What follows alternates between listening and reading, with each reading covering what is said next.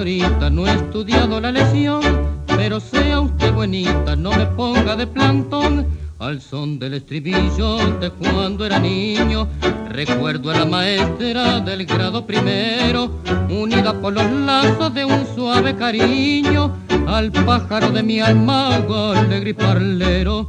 Teníamos entonces, con infancia bendita, un loco e insaciable gafán de aprender, y el alma generosa de la señorita servía nuestras ansias elevando el saber.